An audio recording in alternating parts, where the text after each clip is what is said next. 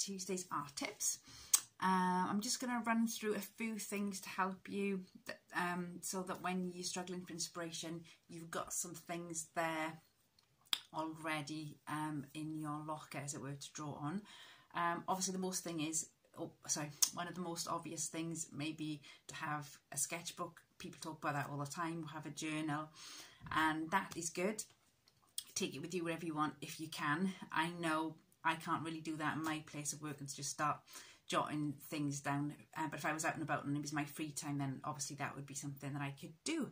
But one of the things that I like to do is collect objects, which is a bit annoying for maybe people in my house. So this is like a little bag that has got confetti in, that was from a wedding the other day. I really like that, and if you open it up, there's lots of lovely little bits in there, dried flowers and whatnot.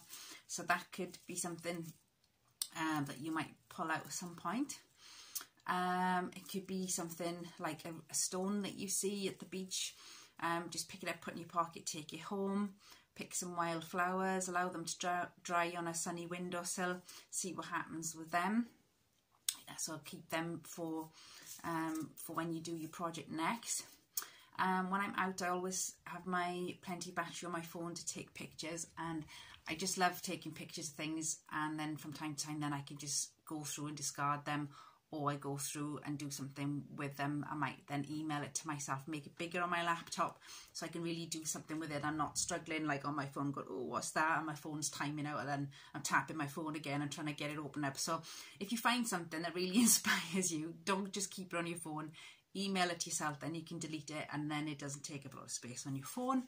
I have learned that one the hard way. Okay, so what sort of pictures and things you can take when you're out? Well, it could be anything. There's a restaurant near us that has murals on the walls, on the outside, on the inside, and they match. So I really like them. I took a video of it and then sort of started from the outside and zoomed in into the detail. I took some pictures today when I was in Banbury, and I'll put them up to show you. And then what you need to do is look at the image and think about what it was that drew you to the image in the first place, and then think about how you can recreate this in your own unique way. So for instance, the mural that I saw in the restaurant was humongous, and when I looked at it close up, it looked like somebody had made stencils for some really big leaves, and then they had spray painted them around the bones of the tree, and it looked like the tree had been painted first. And so if I was doing a smaller piece of art, then that might not work for me to get spray paints out, but obviously I could make 3 different leaves out of a plastic sheet from a hard folder, like a like the Polly Pocket type folders with a button on there. You can just get one of them, cut it up, make your own stencils, and then once you've painted your tree, take it round and then paint in with a sponge or with a stipple type brush, and lay out your leaves around the tree as according to you to your own wishes and where you're going with it. Again, when you take pictures when you're out, it doesn't have to be a whole image that you're trying to take. Like you've seen something amazing, you take the whole wall of something. It can be just something 1 foot by 2 foot, and you like the paint and texture of something, and so you're not taking a massive picture, you're just taking a smaller picture of something. So that could be, that could be another type of thing that you look for, is interesting textures and image. Rust is really interesting. I love taking pictures of rust and then cropping it afterwards and doing things with it. Another obvious one is Pinterest. You can set up a Pinterest account if you don't have one, but then be specific with your boards. Otherwise, when you're trying to refine something, you're never going to find it if you've just you've just got to build up some categories. So you might have ideas for sketching in there, and then you might have some like categories, for instance, for working with inks, something for acrylics, something for mixed media boards. So break everything down and create new boards. Don't be afraid to create new boards so that then you're more likely to find something when you have that time to sit and be creative. Playing around with shapes, that's always something that's quite useful to do to find inspiration. Something that I'm drawn to at the moment, no idea why, is this shape, and I've drawn a pattern on there.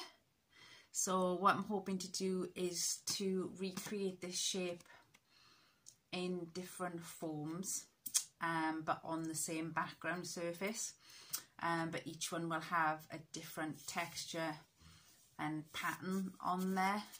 So I know that sounds a bit weird, but I'm going to lay down some colours first. So it'll have 2 or 3 layers on there, and then I'll be sort of putting this shape there, then there, and then I might be doing smaller ones of this as well. But each and every one will be, I'll make a stencil for each and every one, so that yes, different patterns and things will emerge from that shape, if that makes sense.